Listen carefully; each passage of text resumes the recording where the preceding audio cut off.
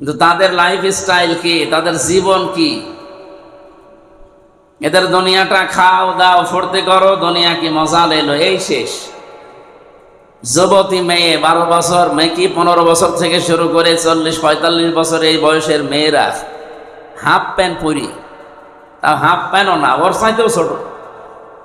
আমার ছোট মেয়ের বয়স এখন 9 মাস, ও যে প্যান্ট পরে ওই রকম প্যান্ট। 9 মাসের আমার এই মেয়ে যে প্যান্ট পরে, এটা যদি 30 বছরের মেয়ে পরে কেমন লাগে বলেন তো? শুধু হাফ প্যান্ট পরলে তো হয়, আবার ও পরেছে গেঞ্জি, ও গেঞ্জি না, এটা মশারি, হাতে সিগারেট, এই হাতে মদের বোতল, চুল তো মনে হচ্ছে পাটের আঁশের মতো, একবার তাকানোর পর আপনি জীবনও আর তাকাতে পারবেন না। এরা রাত 12টা 1টার পর থেকে দেখতাম, আমরা অনুষ্ঠানগুলো করে 200 কিলো 250 কিলো 300 কিলো দূর থেকে আসতাম, কারণ মালয়েশিয়া বাংলাদেশের যেতে প্রায় 5 ডবল বড়, এত বড় বিশাল দেশ।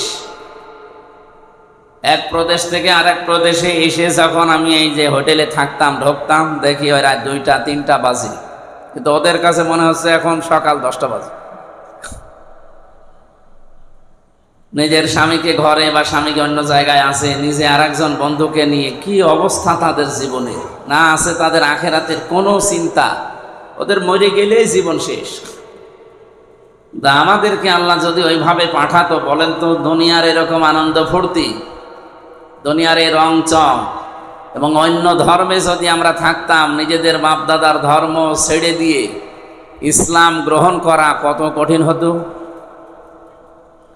তাদের তো দুনিয়ায় শেষ, আখেরাত তাদের উপরে আর কিছু নেই, কিন্তু আমরা তো দুনিয়া আখেরাত দুইটাই আছি।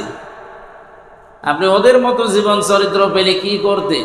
আল্লাহ যে দয়া করে মমিন মুসলমানের ঘরে জন্ম দিয়েছে আপনাদেরকে, এই জন্য আমার মনে হয় খুশি আদায় করি, খুশি হয়ে একবার বলেন আলহামদুলিল্লাহ।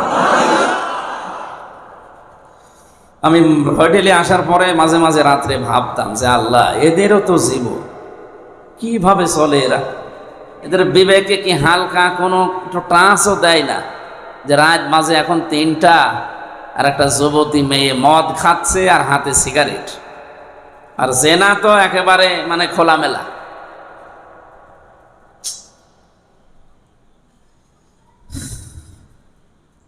আল্লাহ আমাদেরকে বাঁচিয়েছে, আল্লাহ আমাদের কাছ থেকে কিনতে চান আর মাল, ওরাও মাল খরচ করছে।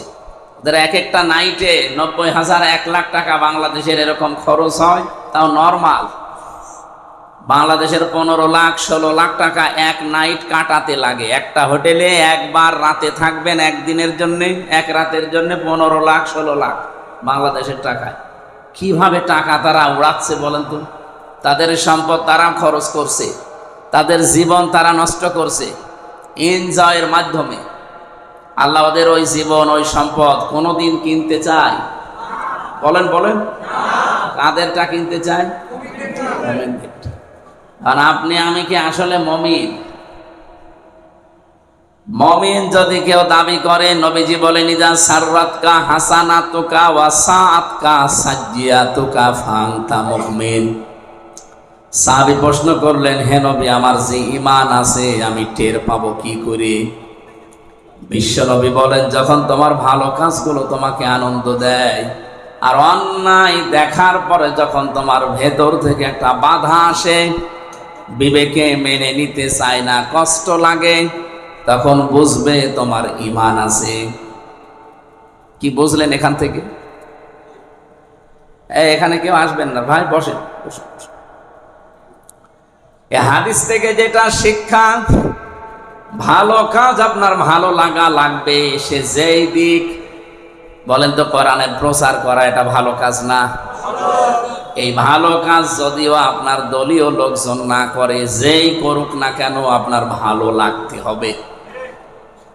আমার কথা বোঝা গেছে? অন্যায় যেটা, অন্যায় দেখলেই ভেতর থেকে আপনার একটা বাধা আসবে, আপনার কষ্ট লাগবে। আমি সব অন্যায় বাদ দিয়ে দিলাম 54 বছরে। গত 5 দিন আগে যে ঘটনাটা ঘটে গেল, ঢাকার এই মিডফোর্ড এই রোডে একজনকে পিটিয়ে পাথর দিয়ে ইট দিয়ে জায়গায় মেরে ফেলেছে। এই দৃশ্য আমি যেই কয় মিনিট দেখেছি মালয়েশিয়াতে বসে, আমি ওই রাতে আর ঘুমাতেই পারিনি যে মানুষ এত নিষ্ঠুর হতে পারে। আমার মনে হয় তামাম পৃথিবীর যারা একটু বোঝে, যারা এই দৃশ্য দেখেছে, ভাষা না বুঝলেও তারা কেঁদেছে। আফসোস আমার অনেক মানুষ এখন এ নিয়ে বিনিয়ে এটা অন্যদিকে নিয়ে যাওয়ার চেষ্টায় আছে। আপনার বিবেক কি কোকরে পোশাক করিস?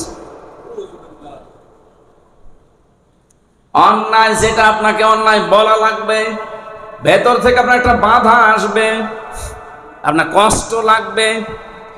নবীজি বলেন তাহলে বুঝবা তোমার ঈমান আছে।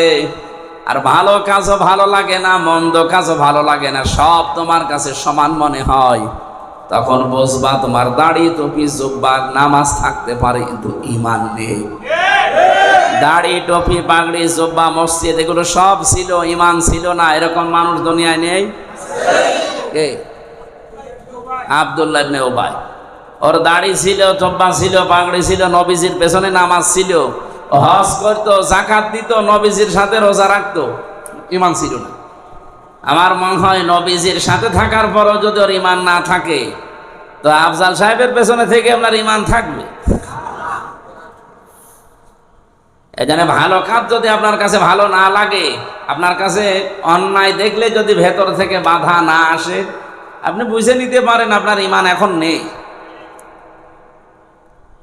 ওয়ালাকাদ যারানা লিজাহান্নামা কাসীরাম মিনাল জিন্নি ওয়াল ইনস লাহুম কুলুবুন লা ইয়াফকাহুনা বিহা।